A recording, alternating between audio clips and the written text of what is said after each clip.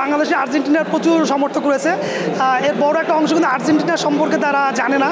আমি সেই আর্জেন্টিনার কালচার, আর্জেন্টিনার যে জীবনযাপন, সেগুলো এই ভক্তদের মাঝে তুলে ধরতে চাই। পৃথিবীর যে কোনো জায়গায় বাংলাদেশের চলচ্চিত্রের প্রতিনিধিত্ব করতে পারাটা একটা গর্বের, সম্মানের।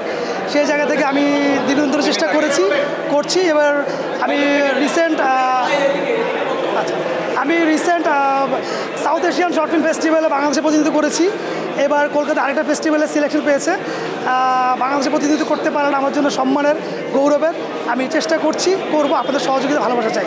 আমি রিসেন্ট বাংলাদেশ চলচ্চিত্র সার্টিফিকেশন বোর্ড থেকে বেঙ্গল ফিল্ম সোসাইটি বলে একটা সংগঠনের অনুমোদন পেয়েছি। তার প্রথম কাজ হিসেবে আমি অলরেডি আর্জেন্টিনা এম্বাসির সঙ্গে একটা যৌথ ফিল্ম ডেইজের ঘোষণা দিয়েছি। তারা আমাকে ইতিবাচক আশ্বাস করেছেন। তাদের সাথে আমার খুব শীঘ্রই এই ব্যাপারে কোলাবোরেশনে কনফার্ম হবে। আমি আপনাদের মাধ্যমে পুরো দেশবাসীকে জানাবো। আমি শুরুতেই বলেছি যে ফিল্ম ফেস্টিভ্যাল বাংলাদেশে প্রতিনিধিত্ব করতে পারে না, অবশ্যই সম্মানের। এবং আমি মনে করি যে পৃথিবীর সব জায়গায় বাংলা চলচ্চিত্রের তথা বাংলাদেশের চলচ্চিত্রের প্রচার, প্রসার, বিকাশ ও মাননের লক্ষ্যে কাজ করতে চাই। আপনাদের সহযোগিতা, ভালোবাসা আমার জন্য অনুপ্রেরণা এবং সাহস। আর্জেন্টিনার বিষয় হচ্ছে, আমি রিসেন্ট আমার যে ফিল্ম সোসাইটি পেয়েছি অনুমোদন, বেঙ্গল ফিল্ম সোসাইটি, সেখান থেকে আমি তাদেরকে প্রস্তাব করেছি। কারণ বাংলাদেশে আর্জেন্টিনার প্রচুর সমর্থক রয়েছে। এর বড় একটা অংশ কিন্তু আর্জেন্টিনার সম্পর্কে তারা জানে না।